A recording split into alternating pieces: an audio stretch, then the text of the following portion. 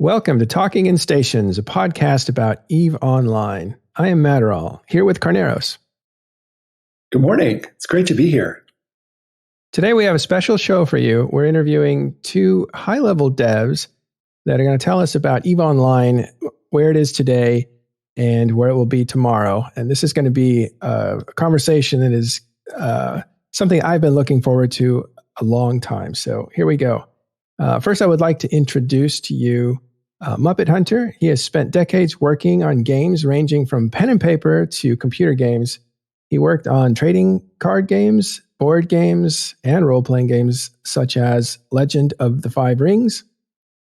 He helped write and guide the production of Mind's Eye Theater's Vampire the Masquerade. If that sounds familiar, it's part of the World of Darkness milieu or setting. He has been the design lead for Guild Wars 2 over at ArenaNet, and now he's found his way over to CCP, where he is the design director for EVE Online, concerning himself with features and play styles. How are you doing, MuppetHunter? Good. Thanks for having me. Nice. And you're in Iceland, aren't you? Yeah. It's pretty different from America, but it's very nice. Oh, it's fantastic. I agree. It's snowing right now. Yep, that's beautiful. All right, can I introduce our other guest? Yeah. This is CCP Rattati, and he's been with CCP for, I was going to say 100 years, but 13 is probably more close to accurate. Been there a long time. At one point, you were a financial analyst doing strategic planning for the company from the finance group. At another point, you moved over to Shanghai and the CCP studio in Shanghai, and you took over Dust 514 and did fantastic things for Dust 514. Then transitioned at one point to Project Nova, came back at some point to Iceland from Shanghai. Now you transition again from Project Nova to working on EVE Online, in charge of the EVE economy and ecology system. Do I have that right? More or less. Hi, everyone. Okay. Nice to be here. Hi, Rattati. So the Project Nova project has stopped for now in Reykjavik, and there's still the action project being worked on in the London studio. We're all excited about that. Don't tell us the code word name. That's secret right now. You know what the rules are, but are you still paying attention to what they're doing over there? Are you keeping your eye on the project? Absolutely. So CCP has decided to move the development of shooter development over to London, and we've stopped working on it right here.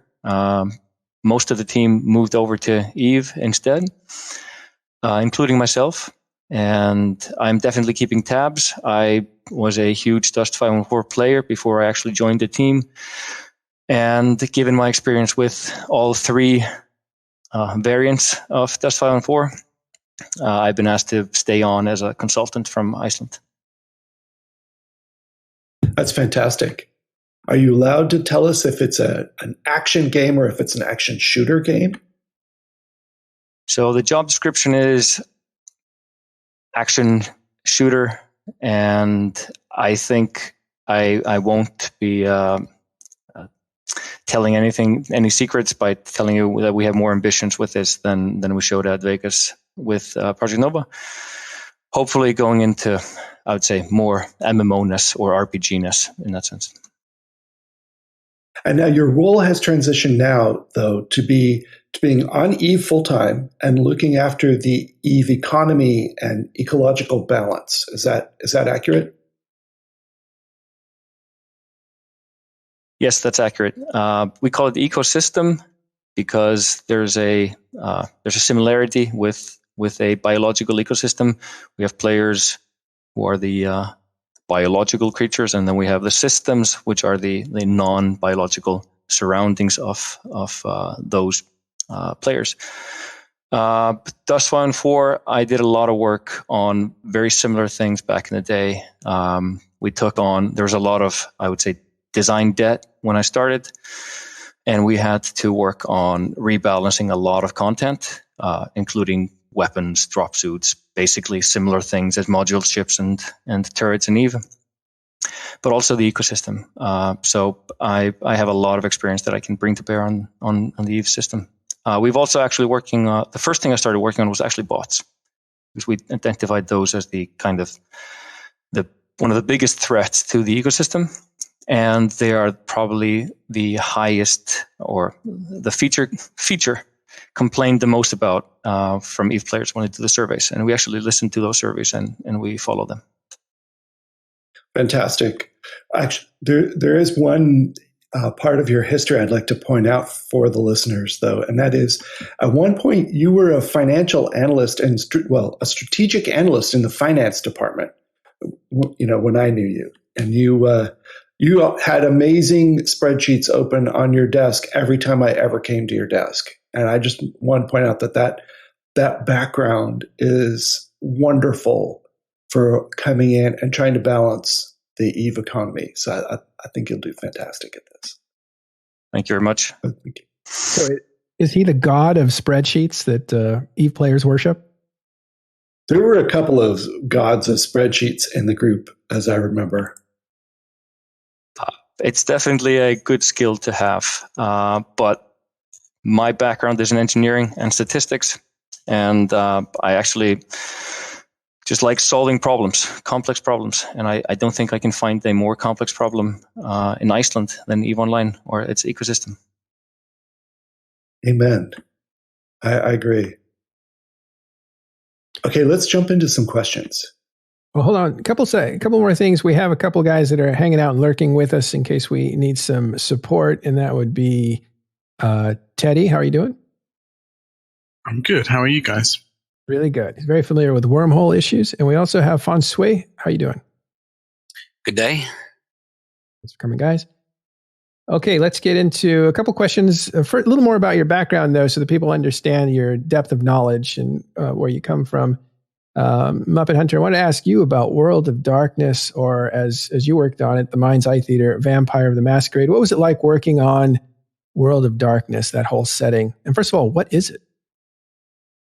Okay, well, it's a LARP, which is a live-action role-playing game as opposed to a tabletop game.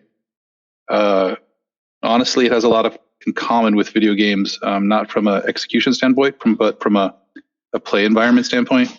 I mean, in a tabletop game, you have 7 players versus the world. In a LARP, you have 50, 100, 300, depending on the size of your LARP, all fighting against each other for certain goals, sometimes directly fighting, sometimes scheming for resources. So it was interesting because it was basically taking a tabletop system, balancing tabletop rules, but in a setting that was very much more PvP. And when I say PvP, I mean in the EVE style of maybe a tenth or a third of your fan base is actually fighting each other, but the other 66% are in some ways feeding into that or facilitating it or providing an impetus to fight over. It was interesting. Yeah. Is there any, I mean, I think there's some obvious like correlations with EVE Online and stuff, but how did that help inform you about EVE Online, or what attracted you to EVE Online? Was it something that might have been related to this whole thing of, kind of a role play aspect as opposed to a typical video game, for instance? People jockeying for position, things like that. Well, I've always found those to be very interesting puzzles because you can't just predict all of the components, right? The more player interaction you have in the puzzle, the more difficult to predict exactly what's going to happen. But to be quite honest, the big reason why I came to CCP is because it's a great company with a great reputation that produced a good game, and I have like an office with a fantastic view of like the ocean and mountains covered in snow. All these beautiful people everywhere. Exactly. Ice giants. Yeah. Well, we have a lot of fans that play EVE Online, that not fans of ours, but fans of EVE Online that also were very interested in World of Darkness when CCP owned that IP. So that's why I wanted to bring that out a bit. Yeah, I was only tangentially involved in that. I knew people who were directly involved in it, but I was not directly involved in CCP's relationship with the World of Darkness. Although I can tell you that Berger has a hard drive that has a playable version of the World of Darkness game on it. As far as we know, it's the last one in existence. He keeps it in his office on a shelf. It's wonderful. Wow. I heard also Hilmar was a fan of World of Darkness. Oh, yeah, yeah. Oh, we all were back in the day. So it was a probably a big RPG aside from D&D back in when I was young, 20 years ago, 25 years ago. And when I was young, 5 years ago, also. Exactly. But we were all like, I won't like hide it. We loved the idea of a World of Darkness MMO. Like, to me, it still is next to Cyberpunk 2020, which is basically the other D10 system. We were just like, I still regret it a bit that we just couldn't pull it off. I would say there's at least 50 World of Darkness books around the office at any given time. Oh, that's good to know. I'm sorry you guys couldn't pull it off. I think a lot of people thought there were a lot of similarities between EVE Online, the vampiric PvP, and so many other things that go that way. But you did get some of the concepts from World of Darkness into EVE Online. At least I think some of the concepts are in EVE Online. Okay. Shall we, Carneros, you want to move on? Yeah, let's move on to the next thing. So GDC is a month away. That's the Game Developer Conference in San Francisco. Is CCP attending? Are either of you guys going to make it to that? So CCP in general is not attending, but we are sending a couple of our people. I'm kind of speaking outside my depth here. This is not my area of expertise, so there's a chance that I'm wrong. But we tend to treat it more like an opportunity for education and an opportunity for our devs to go out and meet other people with similar jobs in other studios and sort of rub shoulders and exchange knowledge. And then great. So you probably won't be having any press conferences and stuff there. Yeah, I don't believe we have any press conferences or a booth or anything like that. Okay, excellent. Stay safe, be careful, but have a great time, whoever's going. I hope you guys all have a great time there. That's my hometown. Fonsui, you had a question. Well, less of a question and more of kind of an issue or topic to discuss. I mean, we have people here who are kind of the ones assigned to dream the dreams. So I want to ask what those dreams are. Essentially, we have a game that we like right now, and you guys have been given ownership of essentially a large portion of where it goes in the future. And I have thoughts that have been echoed by others as far as certain big picture things that may be beneficial to the game as a whole, and I'd just like to pose a few of those, if possible, to see what your thoughts are on that. Fire away. Thank you. So there has been a hashtag bandied about for some time now called EVE Forever, and I feel that it has lacked definition until now, which is great because, I get to define it for myself. And I have to some degree or another.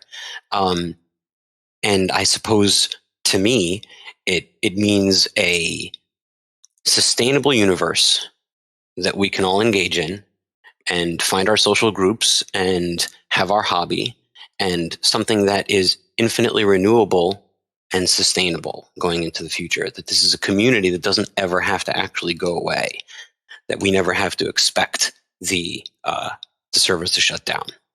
So what is your vision that will lead us to a future of that sort? So I would say that it's not my vision, and I don't mean by that I haven't bought into the vision. I have, but I mean it comes straight from Hilmar. And the best way to look at it, from my point of view, is Hilmar has given us direct and explicit instructions to make decisions based on the long-term health of Eve, and explicitly not to make decisions based on the short-term health of Eve. So we could, for example, say we want Eve to last for another 5 years. We have a current population. This is how we monetize our current population and sunset the game and not spend very much effort on it. And we'll make a ton of money, and we'll use that money to transition into whatever we're doing next. He's explicitly said he does not want to do that. He does not want to just monetize what we have. He wants to grow what we have and make the game live forever, not at the cost of itself. So, for example, if you take a game like EverQuest 1, they're very clearly in a mode where all they do is monetize the very small fan base they have. It's a great business strategy, but that's not EverQuest living forever. It's a tiny kernel of EverQuest sticking around forever. Sorry to call out EverQuest. That's not the tactic that we've been directed to take. The tactic that we've been directed to take is to make Eve grow forever, basically. They have a new expansion every year. Defend yourself, Carneros. Yeah, sorry, I spent enough time working on EverQuest that I will. I played the hell out of that game, so I love it. There will be a new expansion come November, as there was last November, and but yeah, but they do not spend effort getting new players into EverQuest. No, they don't. New players show up and don't stay. The only players who show up and stay are old players who play again. That is true. I think that's pretty important on the whole thing is embracing new players, which has been the probably the headliner for all of last year's world trip or world tour. Because I'm conveniently sitting at my desk, I can read for you our purpose in the ecosystem, which is one sentence, and I think that gives you insight into how we want to work. So, our mission is to continuously regulate the unique ecosystem of EVE Online in order to provide a fair and vibrant playground full of diverse and rewarding opportunities for all players. Did you have something else, or can I respond to that? Yeah, go ahead. Well, hold on. Before we go on, I just want to say, so just to summarize for people that may not get it, for my own clarification purposes, so the idea is basically this game is not sunsetted and drifting off as a money-making collection game. It is still actively being built for the future, for the long-term future. Correct. Yeah. Absolutely. It's not even it's not even a let's take what we have and make it last forever. It's let's take what we have and make it grow forever. Should be bigger next year than it is this year and continue on forever. And we continuously reinvest a lot of resources back into EVE. One more follow-up. Does the acquisition from Pearl Abyss have anything to do with that? Not that I'm aware of. This pretty much, I mean, I'm sure that it does in that Hilmar has explained his ideas about how the game is going to go forward when he was dealing with Pearl Abyss. I don't really have any connection to that level of the company at all. But it's not a directive from them, it's a directive from Hilmar. And it does take the pressure, the acquisition takes the pressure off for satisfying the venture capitalists that used to have, that funded the startup of CCP. So that, that releases some pressure there. It's nice. So if I may, there has been consistent evidence of what you've described of forsaking the current for the future, of measuring tomorrow's players and trying to build a game for them, as opposed to necessarily the ones that are quote unquote holding the game hostage today. And this is definitely a very forward thinking. That's not how I would describe it. Okay, so that is strong language. I apologize. But there is a lot of resistance to change that is rooted in simply this is how it is, or this is how it was, and this is how it's done. And some of that, not all of it, some of that is not conducive to the attraction of a new and lasting player base. And there has been shown a willingness to make that sacrifice. Things have been changed that were held holy. Yeah, that's definitely true.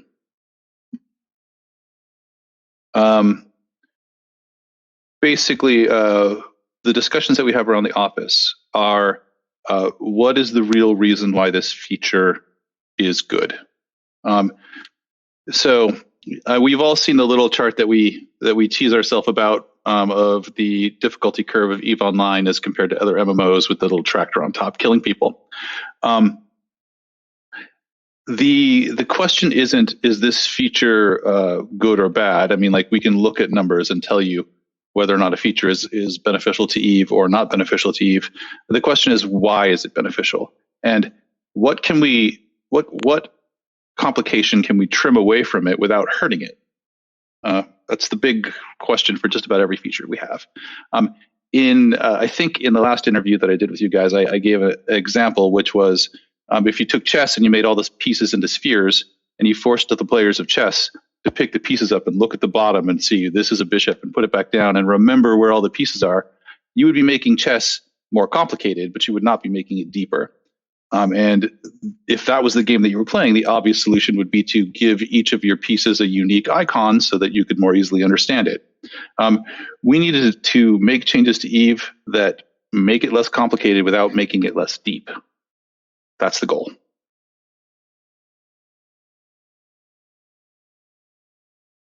Have there been considerations of diversifying the gameplay on the platform level, in that not just having a separate game on separate platforms, but having separate game modes that are plugged into a universe where ISK and Plex flow? And not sure what game modes. So there are certain game modes that are given to certain platforms. The example that I like to use is the example that was given by Hilmar, which is planetary production. That is a game mode that is particularly well suited to a mobile interface, but is directly part of EVE Online, directly interacts with the universe. It's not a separate game. An expansion of that concept to, further game modes being added, as in, I want Templar soldiers and fighter pilots, and those are separate games and separate concepts, first person, third person, etc. And for them to be connected back, is that a valid vision, or is that out of range? So I'm not going to make any promises, but that's certainly on the table. Is that the EVE Forever promise that was made a long time ago, where you have different types of games coming together in one universe? Is that what you're talking about? So I don't know if that would directly tie into EVE Forever. If we decided that planetary interaction available on the mobile would be beneficial for EVE, or exclusive to the mobile would be beneficial for EVE, again, I'm not saying either one of those things is going to happen.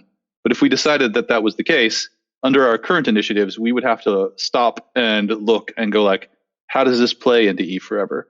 Will we be slicing the pie in half and putting half of our fan base on mobile and thus making EVE less populated? Or will we be creating a situation where I spend 10 minutes a day managing my planetary interaction, or 10 minutes a week maybe? And will that help EVE? Like, those are the kind of questions that we would ask before launching that feature. It wouldn't be, can we make more money on mobile? It would be, how does enhancing the mobile experience help EVE? Yeah. I have seen games get, there was a game, Star Wars Galaxies, where everybody was living on the planets. And then they created an expansion that allowed people to fly in space. And then like half the people disappeared from the planets and it felt less populated. And I just thought, did they just cannibalize themselves? I mean, a whole lot of games have made that mistake, especially if you take a look at games that are like contemporary or older than Eve. EverQuest 1, for example, has definitely made that mistake. They launch an expansion, they put an entirely new zone, and suddenly their old zones feel unpopulated. WoW, early iterations of WoW's expansion scheme had the same problem. Everyone's identified that as a problem, is finding ways to fix it. But we need to make sure that we don't do that. So, it's one of the things we'll consider. Yeah. Well, cool. Okay, so let's talk about Eve development a bit here. I'm wondering if I could just look into the past of the last year and talk about where Eve is now and where it might be in a year or 5 years. Give us as much as you can on this. But let's start with a year ago. Where was Eve? What were some of the issues that you were looking at that needed to be tackled, both technically and in the game for players? I can start. Okay. A year ago, exactly, I started working on bots, or anti-cheating, basically. So there's a lot of effort that went into that. We've shored up our defenses. We have a stronger team working on it. We have loads and loads of tools, both behavioral and new detections that we can use. So that's been our focus, but the state Can you of tell the me game, how to get around them? the state of the game, I think I would say, paraphrasing, would be stagnant. And I think the Blackout and Chaos era, all those things have been attempts, or you could say actually research into what we can do and what we can't do, and we've learned a lot from all of those. Absolutely. I think I'm not sharing anything that's secret. We did a reorg of Eve development last fall, where we gave lead producers like myself pretty strong powers, if you will, to start making changes in our segments, basically. And I think we are seeing a lot of that in the last come to fruit in the last 3 to 6 months.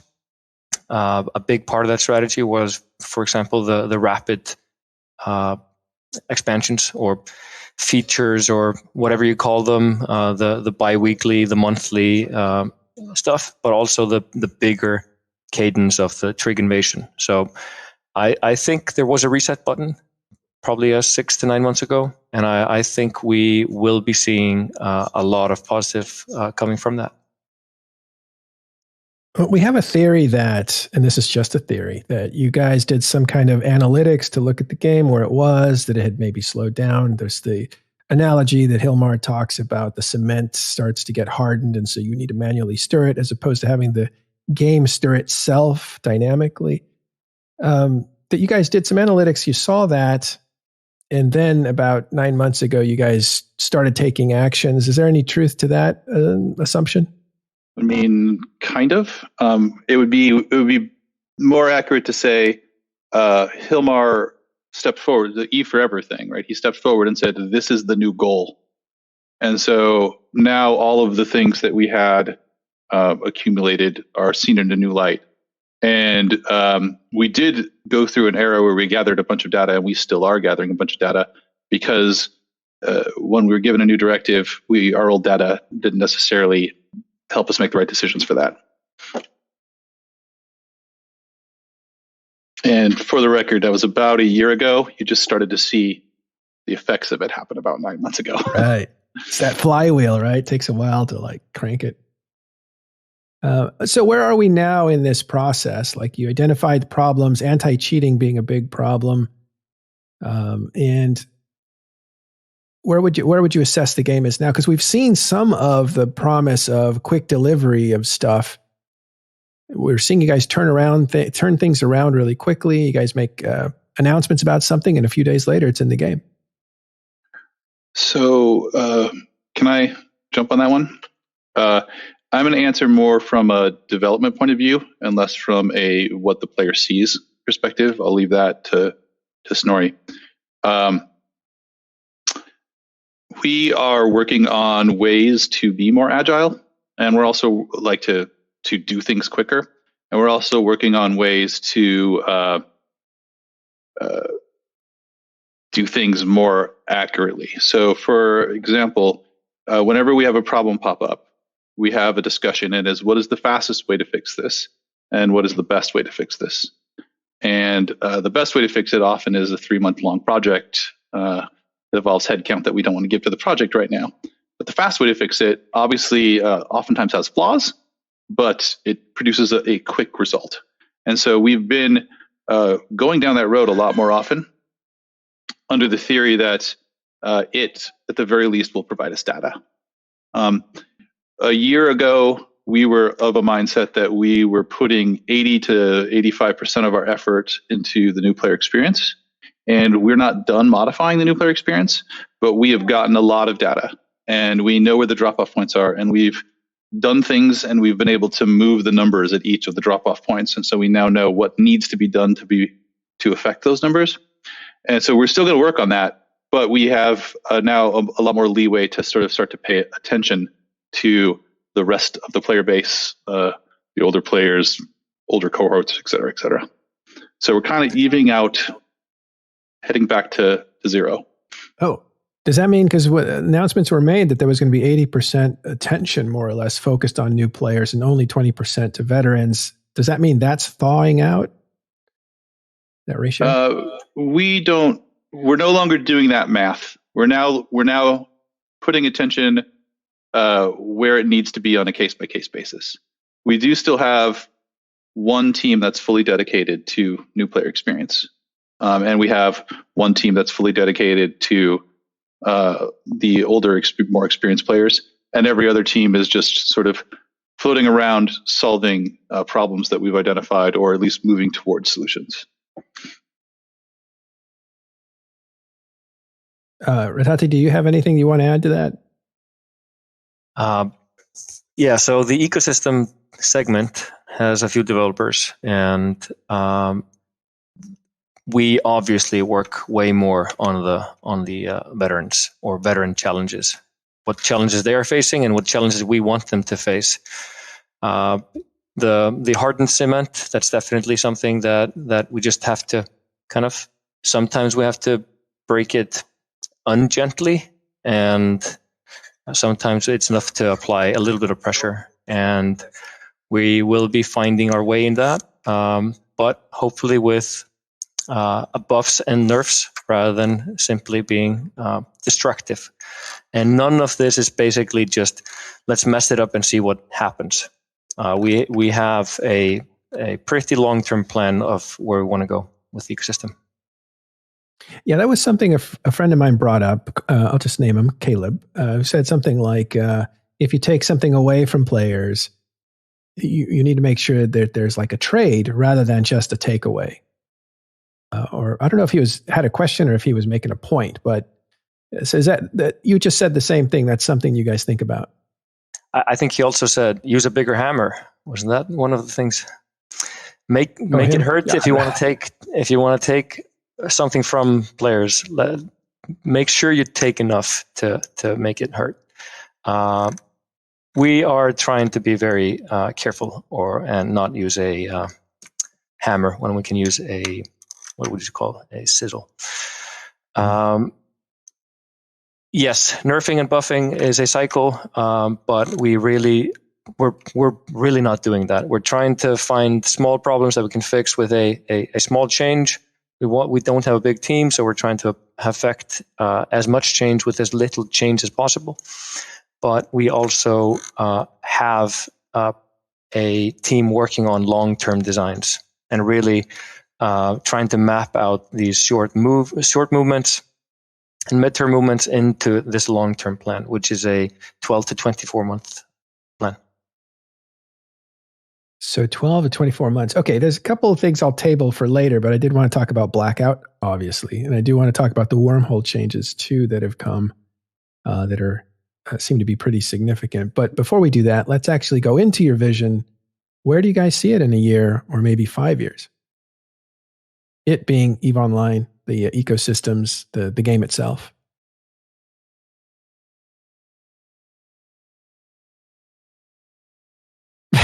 So they are pointing to each other because nobody wants to answer it. I suspect we're both going to answer it, but I just wanted to know who wanted to go first. We've had like a bunch of meetings and a bunch of direction and a bunch of discussions about the vision for the next 3 years, or 3 to 5 years, I should say. This is a big topic. It's currently being shepherded by Berger, and it's in a I think 60 to 75 minute long presentation. But what I'm going to do is summarize the points that are of great importance to the design team. And so we have a number of things that we need to do. We have perhaps 30 to 50 ways to deliver content to players. And as a veteran player or as a group of veteran players, you could probably name your top 5 or 6, but even you would have difficulty finding some of them. If I just unleashed you and told you to find some weird, obscure content delivery system that you never play with, it would be difficult for you to find it. We also have a number of systems that are the same from the perspective of a new player or even a moderately experienced player, but are vastly different from the perspective of a game developer. For example, operations and missions, 2 entirely different animals, even though they kind of fill the same spot in your play habits. And so going forward, we want to start taking all of these old systems and combining them into one new system that has all the best qualities of all of these things. We want a place where you can go to get the type of content that you want. And obviously we can't combine everything into one system. Like, it would be difficult to design a system that was like, show me where the best PvP fight is and also the best place to mine and how do I run a mission. But we don't need 30 to 50. We probably need 5 or 7. And so one of our big initiatives is going to be to identify these systems, modernize them, grow them, and make them more visible to players so that you know where to go to find out exactly what you want to do. One of the initiatives that I love and has had no downside, it's just been all upside for us, is the filaments. They've been fantastic. That is more of an experiment and less of a system in and of itself, but it's the kind of thing that we want to start doing in the future. Another thing that we want to do is we want to spend some time and energy building force multipliers, tools for developers, so that if I want to design new content, I can do it faster. Right now, it requires a lot of focus from a lot of different people to design a new chunk of content. And if one of those people is not available because they're working on another project, it slows down, or I have to transfer them from another project and delay that project. And so the goal would be to take a pass at modernizing sort of the behind the scenes functionality of EVE Online so that fewer people can have a bigger impact and work faster. Those are, in a nutshell, our goals for the next couple of years. So the ecosystem goals are really to have a healthy ecosystem, whatever that means. We have built up in the last 6 months a number of indices, a risk index, a conflict index. Some of these are design only, some of them are actually being put into place. And I really just want to have a dashboard of what does a healthy ecosystem look like, and is it embracing new players? Is it taking care of the older players? Taking care of giving them challenges? And we've identified 3 mantras for me, at least. Abundance. There's too much abundance in the economy, and we want to reduce that abundance and replace it with targeted scarcity. So we absolutely don't want to have infinite resources available to everyone, everywhere. Everywhere is also a topic. We don't want to, we'd like to have more geographical distribution. It's not good for any economy that wants to be a free trade economy and be self-sufficient. That is, if you take take an example, the US between wars, shutting down borders, no traffic, no trade, only tariffs.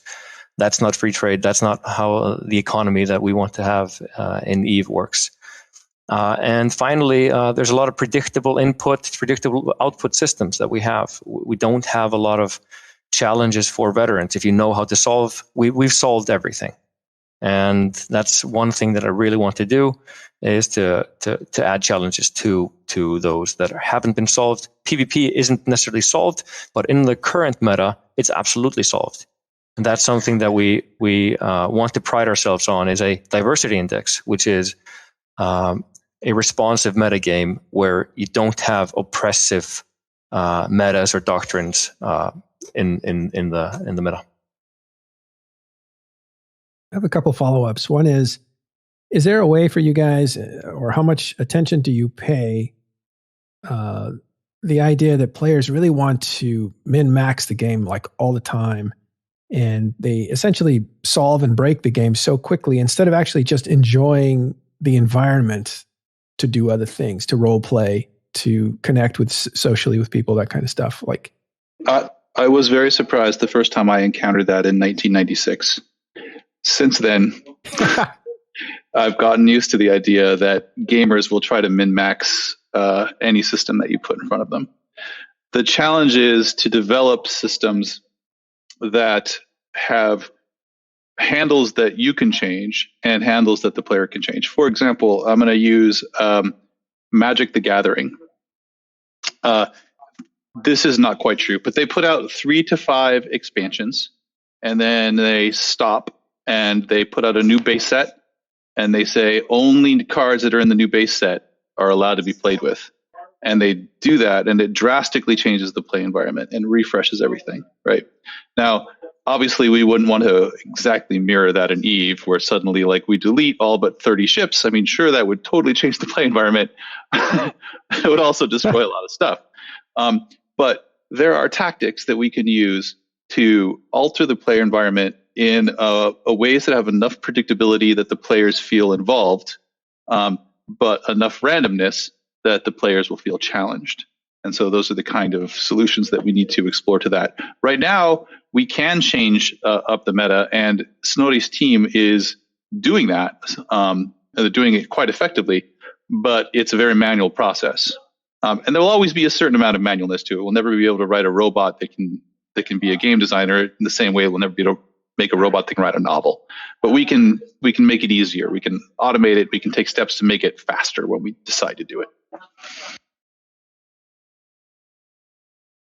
The other follow-up was about scarcity, Rattati, and how do you make a player feel that something is more valuable? Because it seems like, and the reason I bring it up, if something feels not valuable, a lot of motivation to fight over it, to possess it, goes away, and you start feeling that sense of like the fight's not worth it. It's weird because right now we have abundance, and some players, let's just always do some, are bored because there's no challenge. They could throw away ships to fight, but there's nothing to fight for because I have everything. And then if you take it all away, then you have the opposite problem where you have, this is my only ship, I can't use it because I'm scared of losing it. So we need to be in the middle somewhere. We're absolutely too far to the right on that graph at the moment. I think by reducing some of the supply, and that's a scarcity period that we're going or have entered, there are going to be in for some time now. But I really want to also flip the switch and say, how do we increase our demand for that supply? So don't just cut supply, but also increase demand. And increased demand can be making something more lucrative, making something more interesting, creating new paradigms. And we are absolutely not just turning on things with number values. We have so many super interesting things that we want to put into the ecosystem, that I'm actually inspired every day just walking out of a meeting with Berger or Kevin. There's so much creativity that you would probably not, you couldn't imagine it for a 13-year-old game. That's exciting. Fantastic. Or a 16-year-old game that's employed you for 13 years. I've been 13 years, yeah, sorry. No, that's exciting. Just showing off your resume there. He deserves it. He deserves that sword. He worked hard for that sword. Yeah, I want the sword. Shotgun next. I know. 20 years. So just segueing this conversation, CCP gives you a sword if you work here for 10 years. And it's not like a chrome American sword. It's like actually a battle-worthy steel sword. It's amazing. I want one. Like you could actually go into battle with it. Yes, and I would thug Snody and take his sword if he didn't have a sword. It's absolutely, it's battle-forged steel, and if you don't have a weapon license, you can't actually take it out of the office. Yeah, it's serious. It's not like hey, this is a model of a sword from Lord of the Rings. It's amazing. Yeah, no, I've seen them. They're insane. But let's go back to the economy for a moment, though. Not that there aren't a lot of minerals in those swords, but let's also look at the minerals in Eve. We've got. Sorry, that was a bad one. We've made some changes recently to anomalies and asteroid belts, and we got changes coming up for moon fracks, and we know they're coming. There are changes to not just the level of ore out there that is spawning, but also the mineral content of the ores is changing, and that composition is changing. And there's been some reactions by the market. I'm looking at the tritanium on the marketplace right now, and it's there's a lot less of it than there was a year ago. So let's talk for a second about this. Are we in a temporary famine? Is that what's going on? On this, it's very difficult to talk openly about the plan. Honestly, I told the CSM as well, these are changes that may affect the ecosystem for years to come. And we have to be very careful of affecting market, giving anyone insider information, etc. So we really just can't talk too much about our changes.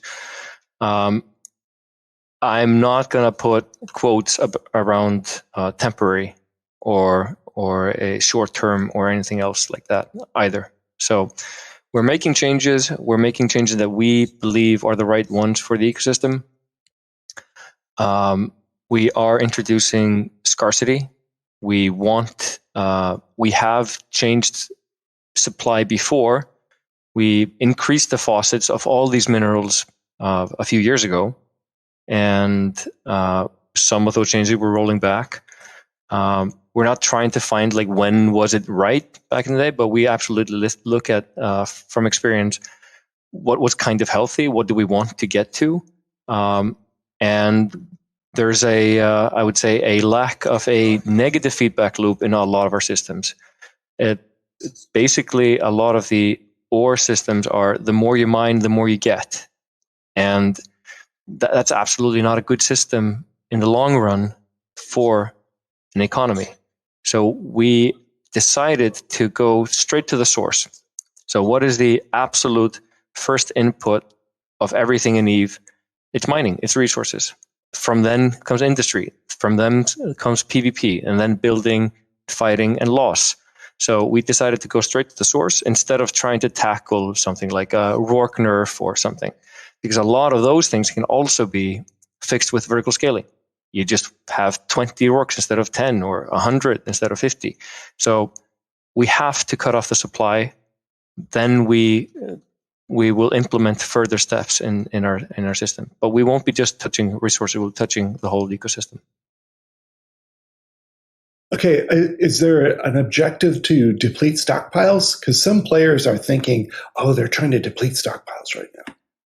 Or do you not want to talk about that? So I'm not going to say anything specific, but I will say that we are not, we're not trying to, just in general in EVE, we're not implementing solutions that only affect a very tiny percentage of our players and thinking of that as a win. We want to make the ecosystem healthy for all of the players, not just 20 corporation owners who happen to have stockpiles. And there's on top of that, there's no specific targeting. We expect prices to go up because the supply has gone down. Then we'll see if people have inventories and want to start seeding them in, or do they not trust that this is the end of the change and sit on the stockpiles. That is simply something that we'll let the players decide for themselves. Okay. We trust you. We have to trust you. You guys are the gatekeepers, and you got the CSM to run things past. So we've got that part too. So we just have to wait and see what you're going to do next and when you're going to do it. Yeah, the Icelandic authorities won't let them bring guns into the country, so we feel pretty safe. And you have swords. Speaking of which, CSM is going to be there this weekend, right? All of next week. Yeah, next week. Next week, okay. Oh, looking forward to it. Somehow I ended up having sessions from 8 to 4 or 5 every day with them instead of carving some. So I'm very interested in almost all of the topics, whether wormholes or risk or PvE, or it's all very relevant. So I'm sitting in on most of these, but people will be coming in and out. Oh, cool. That's actually where we took note of Muppet Hunter, or I did, and some of my friends, we started discussing it like, who's this guy? Who's this guy? He knows this stuff. And it was Muppet Hunter. We're like, because you were in the introduction section, and this was about 2 summits ago. Or probably the first summit that you were in, because you've only been at CCP for a year. January 8th last year. Oh, okay. But who's counting? Just 9 more years to a sword. It's all one big day over there in Iceland anyway, right? Like it's either night for 6 months. Yeah, the sun never sets. Yeah. Right. Someone wants to know, McLeod wants to know if you guys have ever considered a mineral decay system, some kind of a sink or an upkeep mechanism to use up some of the balance. Does that come and go? Because that was something that was in Star Wars Galaxies.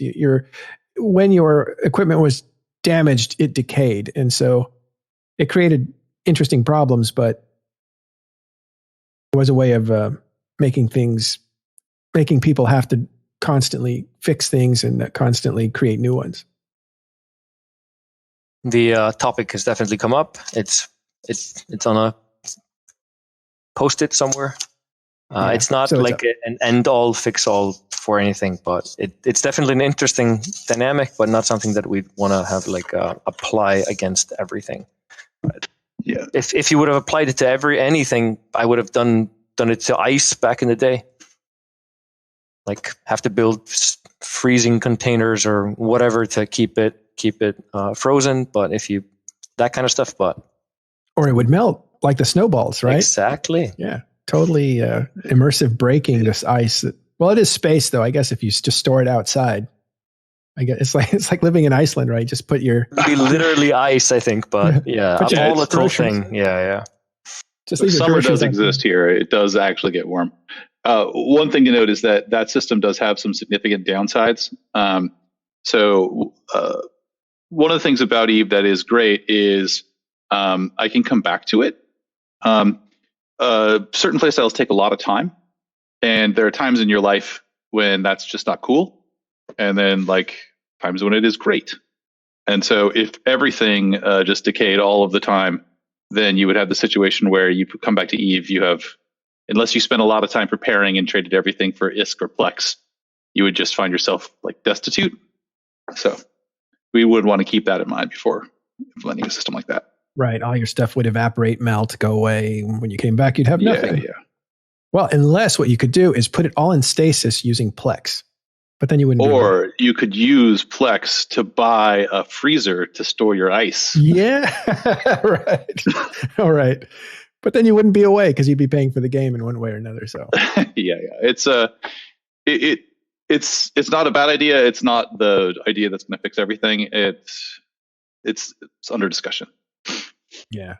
Well, it's a big job, Rattati. I don't envy you. You got to think in many dimensions. I think your background has just has all the experience you need for thinking along the lines of financial systems and all that kind of stuff. So good luck to you. Thank you very much. But don't get me wrong, this is a dream job for me. It's a big problem to solve. It's the white whale. That said, there's other parts of EVE Online that need to be looked at. And I know you guys have some stuff coming up. Something about nerfing capital ships? Rebalancing maybe is a more neutral term. Yeah, probably. I think Steve CCP Rise already leaked the HAW changes. They're on Reddit. They went on CC last weekend. That's obviously something that goes into our long-term strategy and balancing. I call it a macro equilibrium. It's basically how do we get a rock, paper, scissors between capital supercaps and subcaps. It's not that simple as he tends to tell me every time, but I also know. But we need to have a hard counter system, and we are slowly migrating towards the balance that we want, and we will keep making those changes until we're relatively happy. I don't think we necessarily have to call it nerfing capitals. I think I just want to have more counters to capitals, subcaps, debuffs. There's plenty of ways to give opportunities for whale hunters rather than just to cripple the whales.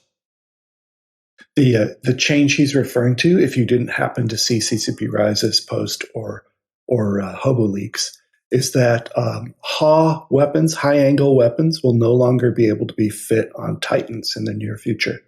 They'll be exclusive to the Dreadnought category. And our assumption as players is that that's not the last rebalance change to come to supercaps or caps in the next 6 months. I cannot confirm or deny that true statement. Well, also they talked about an effective hit point nerf and that, or reduction and that sort of thing. But the point is, I think what Rattati is putting his finger on it is you're creating a balance, rock, paper, scissors, so that there's always something to worry about when you're in. Because right now, if you have the biggest arsenal in the game, which is in this case 1,000 Titans, there's no rock or paper that's going to be able to break those scissors. I use there's a real historical example that I often use. Germany in the World War II had a lot of tanks, but they didn't have oil. Yeah. Getting into the resource thing. Are you hinting at so all right, I'll leave it there. Yeah, but another thing to mention is, like, if you take a look at I mean, there's a reason why America didn't field like 100 battleships during World War II. Like, they had other classes of ships as well. And we just need to start adjusting the tactics of the game so that there's a reason for that new guy who can only fly a frigate, or the guy who's spent 5 years playing the game, but he's invested all of his time in being really awesome at cruisers. Like, that guy needs to have a place in every battle, not just in some. Well, that's interesting. When players think of this game, or at least in the terms that we talk about the game to each other, there seems to be archetypes that we use. Is he a low sec player, high sec player, null sec player? We also say, is he an explorer, or is he a PvPer, or does he do PvE? And I imagine that you guys can't think of the game that simplistically when you're designing for it. Oh, challenge accepted. No, Yeah, I mean, yes, those things are kind of like a matrices, and they're not always true. Like you can turn a null-sec player into a low-sec player, and one of the problems that we have is we have systems and metrics that analyze player behavior and put them into categories and buckets, but those categories and buckets aren't always really true. So, for example, depending on what you do, the system might throw you into the bucket of you're a high-sec player, but your joy is actually like null-sec PvP. It's just that you don't buy all of the things you need to build your PvP ships. You farm it and you make it, and you go through every step of the way. And so you spend, say, 60 hours building a ship and 5 hours getting killed in the ship or killing other people in the ship, then the system might categorize you as a miner or someone who's an industrialist, when that's not really what your soul is. Your soul is, I'm the guy who goes out there and shoots other people. And so we have these systems, we have these algorithms, and we have this way of putting players into buckets, and we're always refining them. And we're always finding examples of them being wrong. In fact, one of the people who was on the CSM, I'm not going to name any names, we had drastically misfiled him. And Gareth.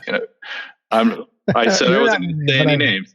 I don't Empire think builder, but he came across as a high-sec player because he does a lot of market trading, which helps him build the empire. Yeah. I don't actually think it was Aerith, but yeah, it was. It was exactly that that kind of a problem. So we're always working on being able to understand what people are doing better. Do you have from that standpoint, though? Oh, sorry. I just wanted to add on the features themselves: wormholes, high sec, low sec. These are way more relevant to measure from a risk and reward perspective, and that's where I'm very interested in. I don't want players to be beating down all the time. I want them to be challenged. I don't want them to have a safe farming way that is highly lucrative. So I really want to, like, risk and reward. Next week is going to be a lot about tackling that or finding new opportunities to challenge players who are under challenged, I would say. Going back for a second to dividing players up into buckets according to their play style and what they do. Do you have a bucket for players whose job in EVE is just to enable other players? Maybe they're leading it. Okay. Probably so I don't have one bucket for that. There's probably several. I couldn't name them off the top of my head, but the largest segment of our players falls into that category, at least partially. Huh. Okay. Because it feels, when you're playing, it feels like there are a lot of line members and relatively few volunteers who step up and do a lot of the hard work and leadership and run the fleets and run the alliance and run the corp. So it feels like those are rarer people. The people who do the logistics, they're not just rare because the system is so full of espionage and has so few counterplays to the espionage that you have to be careful who you trust. It's also. I think I misunderstood what you were asking. I'm sorry. Okay. I thought you were talking about people who support PvP, like people who just mine and then sell the ore and never do anything else with it. That's what I thought you were talking about. You're talking about people who run the logistics of large corporations, or run the corporations, or the ones who just play for the others to be able to do stuff. Yeah, no, that's definitely something we track. Although that is not a huge number of people. That's a relatively small number of people. Small and very specialized, right? Well, very necessary. Yeah, but not big. They're very the ones that I know, at least from NC Dot, are very specialized. They're very good at it. They know all the configurations of the structures they need to put down. They know the best practices. There's a lot of information that you need to know to be one of those key logistic guys for an alliance. Not going to say it's easy. That's for sure. Yeah, and therefore there's only 10, 12 that are relied upon from different parts of the game. They're very small in number. because one guy does it for so many people. It's like the ratio is 1 to many hundreds. So this is not something that's on the roadmap to be tackled in the next month. This is a long-term issue. But that is exactly the type of problem that we need to solve if we want to make Eve last forever. If you scale up infinitely, we're going to run out of those people. And so we need to find ways to lower the bar to doing that. Like, it's totally cool that there is a skill set that you need to master that you have to be out of character smart and clever. It's not okay that you have to have like a degree in software engineering to build the tools necessary to run a corporation. Like, we can take some of that complication onto ourselves and solve the problem once for everyone. We won't be able to do it infinitely, and there'll always be people who want to use their own stuff, and that's fine. But if we lower the bar, we can make smaller corporations easier to run. That's only going to help Eve in the long run. That's something that I heard at Eve Vegas coming from Larrikin, and I'm drawing a blank. It's the I forget, the white-haired guy. And they said that one of the Trigby. Yes, that's his actual name. What's his CCP name? Ghost. Right, the white hair should have totally. And now I've spent so much brain power thinking of his name that I forgot my question. It'll have to come back to me. It was along the lines of the. Oh yes, it's a growth problem. Yeah, here it is. It's a growth problem that we have, in that you can create a team of people, a corporation that can grow up to a certain point. Let's say that point is 100 people. After 100 people, in order to organize them effectively, you need to build infrastructure. You need communications. You need a place to put down information for the future, your templates, your fittings, all this other stuff. Once you build that infrastructure to grow past 100 people, that same infrastructure can serve you way past 100 people, 200 people, 500 people, 2,000 people, 5,000 people, that same infrastructure. And that creates something of an advantage for people who have big organizations to attract even more people, because they already have that superstructure and the IT guys to support that. And smaller groups don't have those specialty people, because they will gravitate towards the bigger job anyway, the more prestigious job.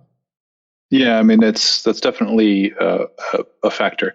It's not a concern for us that large groups of players exist. That's fine. That's cool. It makes great stories. It's good for the game. But we don't want to create a situation where you're either a 100-person corporation or a 20,000-person corporation, and there's nothing in the middle. Right. I think there's a lot of opportunity to improve our social tools. For example, for one guy on the CPM, Denny Fleetfoot, on the Dust 514 CPM, he was this kind of guy that you describe, an enabler, or a social glue. Do incredible things every day to try to get new players into a corporation with the awful tools that we provided him with, or them, CEOs in Dust. Bad email system, all kinds of things, because you had to use the PS3 as well, and like those kinds of things. And sadly, it's always just out of reach to start doing. And I would love to see a stronger focus on social tools. But it's all about trust also. How do you give someone that power? How do you delegate when you don't know that person? You can't see that person. He's someone on the internet. I don't know what the answer is, but maybe there's some kind of a limited role system, or you have to earn yourself the right, or I don't know. But it's difficult. It's not like just add 10 roles and it's going to work. Yeah, there's no easy solution. It's basically the Eve conundrum of like, I could design a system where that would be super cool, but it wouldn't be Eve, right? It would be a system where you could trust every officer because that's the way the guild functioned, and the officer couldn't screw over the corporation. But that's not the game that Eve is, and that's not what we want Eve to be. But there's a middle ground. We can solve this problem. I want to stress again, this is not currently at the top of our to-do list. If you take our to-do list like from like new player to old player, it's sort of vacillating somewhere in the middle right now, like dropping down to new player, going back up to old player for a little bit. It hasn't got into solving problems for mega corporations. We'll get there, but we aren't there yet. We'll take that as a threat. We have a question from Teddy GBYC. Teddy, jump in there. Sure. What's one or two things that you think you could do to make it easier to run a corporate alliance? I don't know enough about it to answer that question. Create a system to collect dues. Yeah. Nice. I mean, that's probably not the most important thing to create, but it would help. Nice. I'll send you screenshots later. we could redo the way that sovereignty is handled, and create tools in the sovereignty system for understanding and regulating your territory better. We could make it easier to understand fleet tactics by changing the way the fleet system works. There's a whole bunch of things we could do. Well, there's one thing that I wanted to tackle that it goes to both these points that just came up recently, and that is, yes, you can't build in foolproof trust tools for your players. Otherwise, then trust doesn't have the value that it should. And Hilmar's talked extensively about how the ability to get burned is what builds that trust, and that trust is a bonding mechanism, and that's important, and you don't want to kill that. On the other hand, you have the ability to ditch your identity, so you can act as a spy, betray people at a cost, though. That's not really free. Yeah, I mean, but now you've lost what? Yeah, you've lost whatever skill points you acquired while in that identity. But skill injectors give you a portion of that back. And those cost money. Right, but somewhat negligible at certain scales. Sure, it depends on the situation. And it depends on which character you're burning, right? But it's still something to pay attention to. And true. Again, I think there's a solution somewhere, what you're hinting at. There's a solution somewhere in the middle, right? We don't need to build a foolproof trust tool. I think that would be bad. But we can build tools that just make the job simpler, easier, easy to understand, easy to do. We don't want to remove the cool depth of it. We don't want to make it so that every fleet commander just has like a simple script that they follow, and the battle is decided by the side with the most ships. But it doesn't have to be as complicated as it is to do things. You get the point. Yeah. Well, it's interesting because if you think about it, one of the alluring aspects of being a spy is that feeling of like, I'm getting one over on a lot of people and I'm coming into this situation. And it's one person that's powerful enough in a certain moment to really spoil it for 10, 20, 30 people or hundreds of people.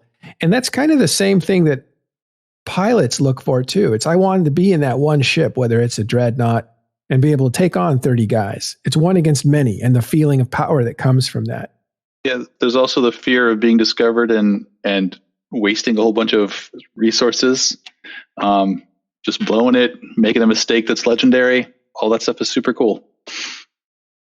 Yeah, the exhilaration of being chased, or the fear of failing, or the fear of all the excitement that comes from this is dangerous. I could actually get totally screwed here.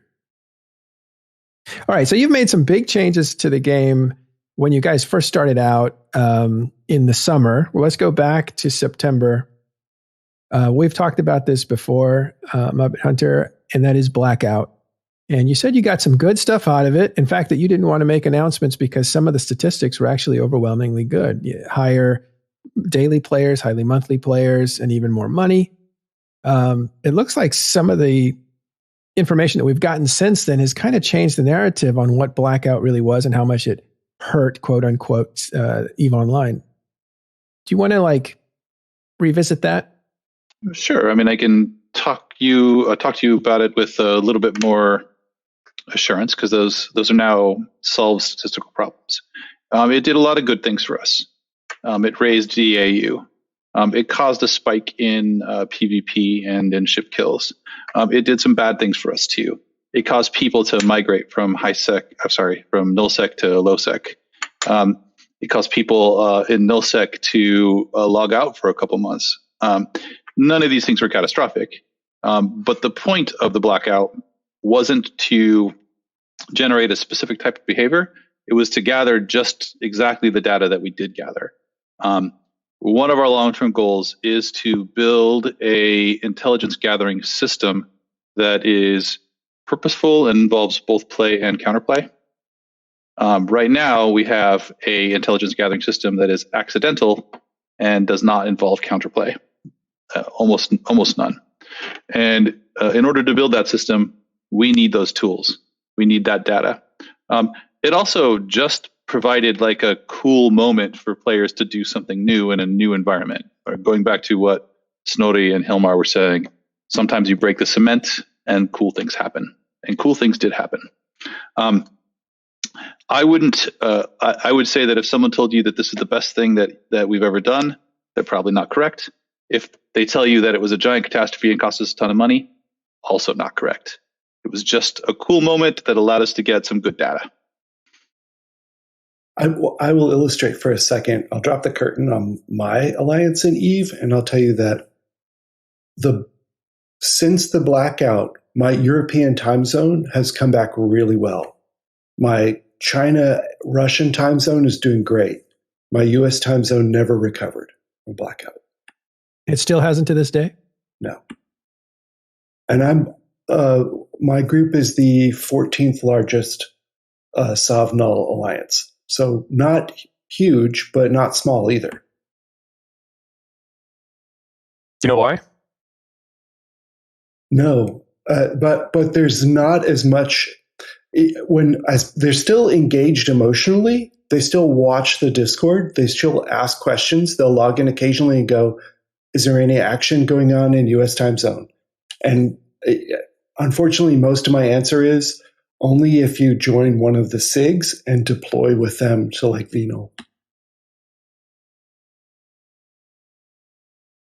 Yeah, finding action in a more efficient way is another one of our long trip goals. You can see the ghosts of that in filaments that I was talking about earlier. Right. And the agency. And definitely the agency, yeah. I will say there was a problem that I wanted to bring to your attention, since one of the things that you worry about is how to surface new features and how to get players to see them and interact with them. The Guardians Gala came up as a pop-up, and I dismissed it so that I could do the thing I came to do. But then I thought, I want to play this Guardians Gala. So when I came back into the game, that pop-up didn't resurface. And there wasn't anything on the agency that would lead me to an event that was happening in the game. And then I asked a friend, say, how do I start playing this Guardians Gala thing? And he said, you have to get out there and find them in system. It's random or something. So is that the intent of it, or do you want to get this closer to a person who's coming in who might want to do something that's seasonal? Well, Guardians Gala is a system that's older than the agency, and it just hasn't been updated into it. Ideally, we would want everything to come through the agency. And if you go back a bit in this discussion, I was talking about ways to sort of surface content to players better. We don't have a concrete plan to solve that specific problem, but solving that problem is on the to-do list. Like when we spend time creating content, we want to make sure that the most number of people who possibly can find it and enjoy it. Obviously, we want to be able to ignore it if you don't want to enjoy it, or if you don't enjoy that type of content. But we don't want the experience that you just described, where it's like, I want to go do this. Where is it? That's one of Eve's banes, really, is like, how do I engage in X? I can't find it. Yeah, and now the flip side of that, and this is a question for either of you, is does the world feel really small if everybody's doing the same thing? Like if everybody gets access to that event and everybody shows up, does the world start to feel small? Like this is the only thing going on?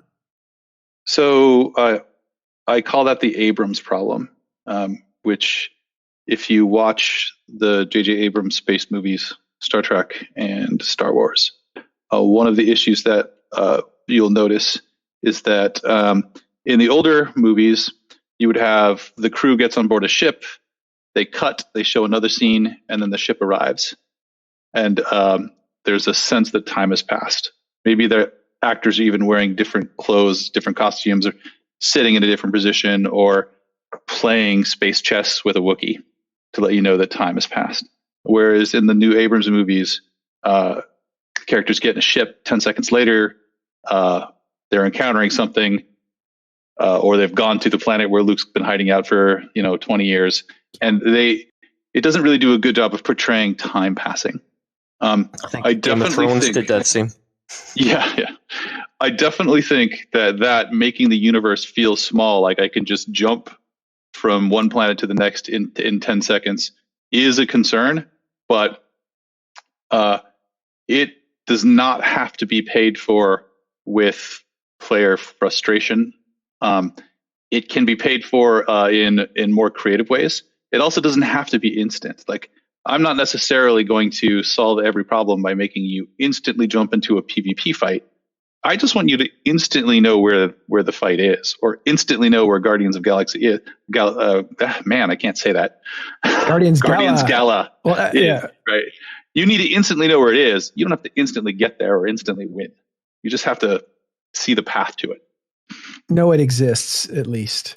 That is exactly such an interesting problem because I couldn't put my finger on it. I always said that George Lucas' Star Wars felt expansive. It felt huge, and that you were seeing just a slice of it. Whereas the Abrams versions, it felt like you're looking at all of it and there's nothing beyond the borders of what you're looking at. Yeah, if you take a look at it, there's a couple of key scenes. Is the scene where they leave Tatooine and then they run into Han Solo like 10 seconds after they left the planet.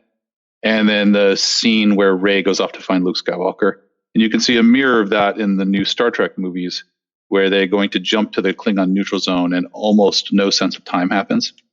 So it just illustrates that sense of time is kind of a trick. Like 30 seconds of cinema magic would have solved that problem and not made the universe feel small. And we can do things like that. So there are equivalents. Interesting. Mm-hmm. Okay. Then the last, we're getting close to the end here. The last, not the last, but another area where you've done a lot of changes is wormholes recently. It looks like you've really made them. Well, I don't know, Teddy. What's a good way to describe the changes? You're a wormholer. I would say more interconnected. Yeah, Fonsway, you're also working wormholes too as part of an explorer group. What do you think about these changes as far as like what they've done to change the landscape? Well, day tripping is certainly more interesting. That's for sure. Wormhole living and day tripping have both experienced different changes based on this. I don't necessarily think it is game changing, but it is a nudge, definitely, that has shaken up gameplay. And certain gameplay has become non-viable, while other gameplay has now become viable because of it. So are you talking about changes that have happened just very recently? I believe we were discussing specifically the connectivity change to wormholes. Yes, in other words. So you guys probably don't have enough information yet, or do you? No, I can answer that question in general terms, and that is, I'm not sure that change is going to last. We'll be taking a look at some data, and then we're gonna see. If I may interject, the sort of massive increase in interconnectedness between C5 and 5s from living in a C5 wormhole has been really welcome. We're running into a lot more corps to fight. And it had led to such much wider chains. Well, we have to take a look at the data. And it might not be a switch we flip off, but it went a little further than we intended it to go. So, I mean, we may have made a magical decision, like a magical mistake that's amazing that we want to keep, but we want to make an effort to take a look at it and be a little bit more purposeful. Why are you thinking of changing it, though? Like you're saying that might not stick around. Are you seeing some bad results there? We aren't seeing any results yet. It hasn't been enough time. Okay. So I believe he just meant that it didn't turn out so far precisely as expected, so it requires further monitoring. yeah, it's surprising is a way to put it. Yeah, we just want to make sure that this does what we want it to do, not random stuff. And like I said, it might be genius, and we might decide to keep it forever. It also might have changes in the near future.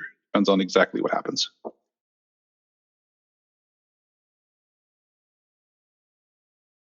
Well, interesting. We'll have to watch out.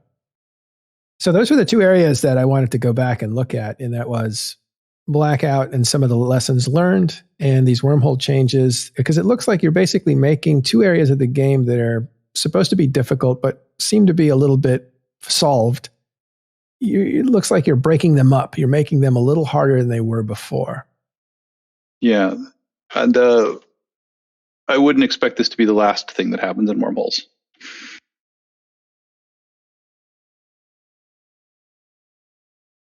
Rattati, are you able to talk about the... So obviously we use the opportunity also to fix exploits, the drifter baiting and stuff like that. So that's always like, I'd say, good housekeeping. The exact connectivity, I think, is something that was meant to challenge players in wormholes and drive to positive engagement, more conflict, more fights.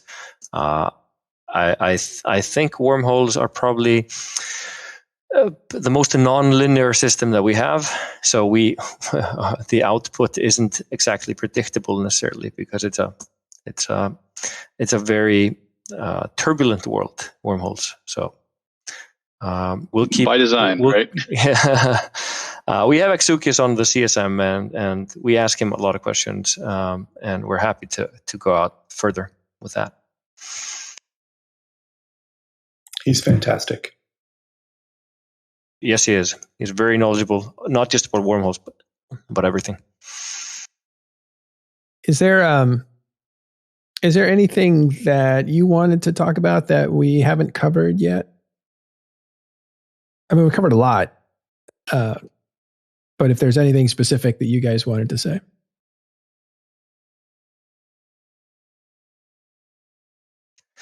I think I would categorize the negative reception to Blackout to be they're changing for the sake of changing, just messing with us to see what happens. Some of it may have been, some of it we learned a lot from. Some of them were actually very tactical. The drifter attacks were something that I was very interested in monitoring myself. That's injecting risk into a system rather than reducing the reward. You're adding risk, and that part, it wasn't necessarily fun and engaging. You just had to show up and kill them. But adding risk, making sure that you have to gate or safe keep your systems, and they're just not safe 7 systems down behind the umbrella, was very interesting. Filaments were similar to that, adding risk to a system that hitherto had none or little. So I was very happy to see that. But I think these changes that we're seeing right now are not that. They're more strategic, and we're going towards a specific goal. So if you have that concern that this is Blackout 2, they're just kicking the beehive, see what happens, I would want to clarify that. That's absolutely not the plan. So originally when you had Blackout, when you had drifters, you were turning knobs to see how players reacted And now the changes are a lot more strategic and multi-level, thought out in advance, rather than just this direction. Often building on data that we got from those early experiments. Oh, okay. No, I heard that Blackout was building on an accident that happened long ago, and that was that the local chat was having a problem, and that caused some people to say, like, hey, this is interesting. Look at how players are reacting to not having local. Yeah, that was actually based on an experiment where we changed the back-end way that chat was handled, and it caused chat to fail in high population systems. And so it brought up an interesting discussion. Personally, I think perfect intel, like we have given in nullsec, was something that had been identified by a lot of game designers and developers as a, okay, what if we take it away from them? What happens then? Okay, now that we see that, how would we go about giving them their own power of surveillance back into the system? That's something that I'm not going to say is on the roadmap, but that's something that has interested me for a very long time. Because I think intel is probably it's the least tangible thing you can have in EVE, but it's also one of the most valuable. And giving players that tool in a negative feedback kind of loop where you have to invest into your system and it can be sabotaged, etc. That's very interesting. And I've always been a fan of likening EVE warfare to submarine warfare. Like, I would like there to be more enigma. You might be passing another submarine 1 kilometer away or 100 meters away. You didn't see them. You didn't, like, more active scanning gameplay, tying cloaking into that. That to me is where you have infinite possibilities of interesting and competitive gameplay. Yeah, and echoing what Snorri said there, I really want to see intel gathering in the future involve counterplay as well as just play. So if you cloak, how do I counter that? If I'm sneaking into your system, like, how do I counter your ability to just look at local chat and see that I'm there? How do you counter my ability to hide? It should go back and forth and be balanced and fun and involve a lot of intent from players. Right. Does that include maybe looking at API and how much information is exported from the game for people to build tools? So that's on the table? Yes, Oh, sorry. Yes. Oh, yeah. Straight yes. If we revamp the intelligence gathering tools, we're going to have to take a hard look at APIs. We don't want to just pointlessly take away tools that players use, but some changes might necessitate, might make it necessary for us to revisit what information we give out through APIs. Oh, interesting. Any other big systems on the table that you're looking at, like SOV? Well, there's been a lot of discussions about sovereignty. Again, it's not one of the things that's on the top 5 or 10 spaces on our to-do list. But I know that many of the changes that Snorri's team is making, they do affect sovereignty in sort of a roundabout way. And we've had a lot of discussions about big, like, how healthy is sovereignty right now and how do we make it more healthy? But like, it's not on the top of the to-do list. Yeah, it will eventually be, though. It will be at some point. Yeah, it cycles every 6 years or so. Looking at it now, do you feel like it's in a healthy place, more or less? I would say no. It's not all sovereignty's fault that it's not in a healthy place. Some of the things that Snorri's team is doing will help it become healthier. But right now, it's a little too static. It's a little too complicated. There's the eternal time zone tanking problem that we have to deal with. And I don't think that there's a way to entirely solve that problem, but we might be able to take a step or two closer to it. There's the I'm being attacked. The best tactic is to not undock and just let my station fall. There are a whole bunch of problems with it that can be addressed. It's not perfect. It's not awful either. but we can make it better.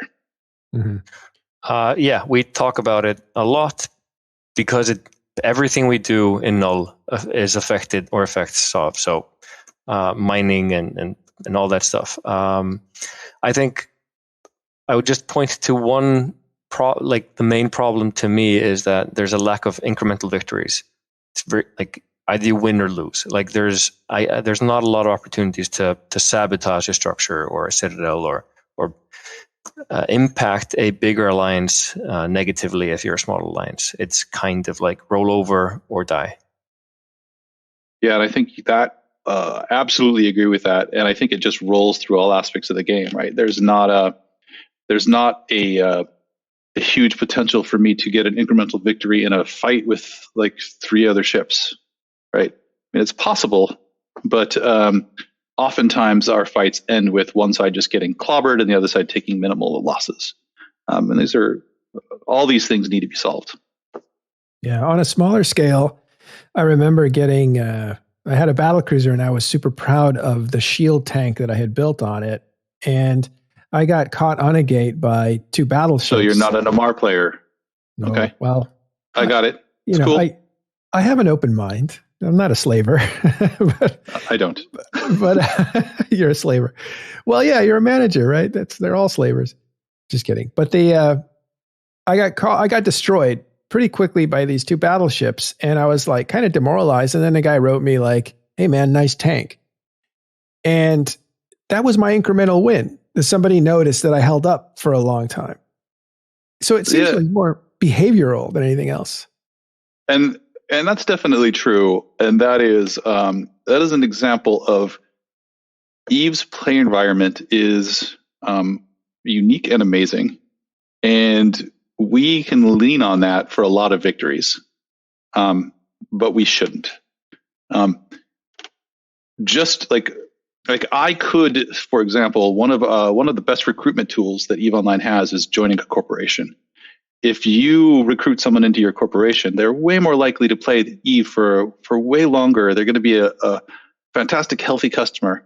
And I can and will have initiatives to push people to join corporations.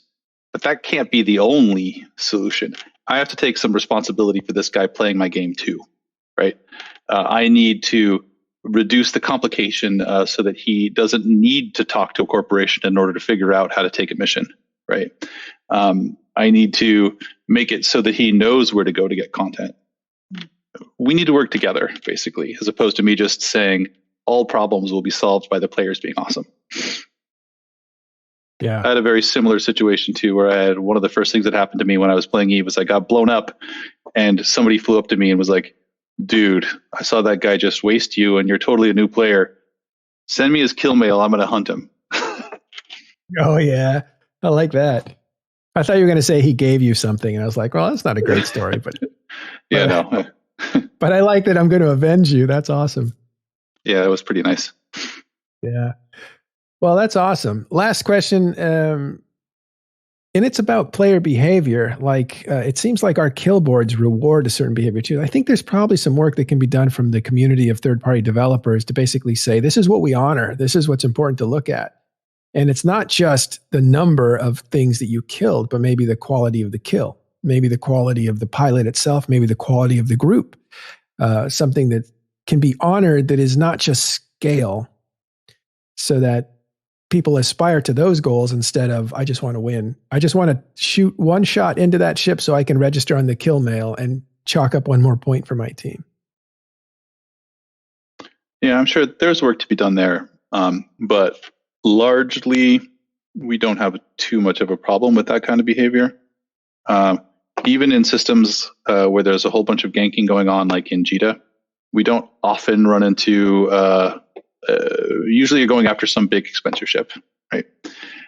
A large part of the system does in fact reward you for killing something that's expensive, that is being flown by an older, more experienced player who had a chance to avoid this situation. So it works fairly well. It can be tweaked. I love how the Z Killboard lost mails can end up being sort of an emotional connection to a ship you lost in the past. I sometimes go back and look at my first Titan, Lost Mail, and I feel a connection to the ship. Well, you're not the only one. Seems like other people are finding out that it was one of the most expensive Titans killed to that point. That humiliation will follow you everywhere. It's just an awesome story. That's what we love about EVE Online, and that's why we do what we do, the stories. And we want to get those stories in front of players to entice people to play in this virtual sandbox, because there really is no other game like EVE Online. Losing is just as powerful as winning because Some of the days it stories. is. Yeah. Yeah. All right. God, what a nice way to spend some time with CCP devs. Thank you very much, MuppetHunter. Thank you very much. I was going to call you Snorri because it's such a great name, such a great real life name. But CCP Rattati, you guys are awesome. It's great to talk to you. It was nice to see you again. All right. Cool. See you guys all later. All right, thanks. And you notice this time I didn't call you Puppet Master. I apologize for doing that. Well, hey, I'm cool with that. Yeah. Are you okay? I thought maybe. You look like a Metallica fan. I was actually going to the 1980s horror film. Oh, Same name. So Puppet Master. That was with Donald Sutherland, wasn't it? Wow. No, I had no idea who it was with. Oh, I just remember a puppet with a drill on its head. That's all I remember. All right. Thanks very much, guys. And thank you guys, Carneros and Fonsui and Teddy for helping out with the questions. And also want to thank... Thanks for having me. Yeah, you guys are great. And also want to thank our engineer, McLeod, for doing all the work in the booth. Thanks very much, McLeod. Okay, thanks. We'll see you next time on Talking in Stations.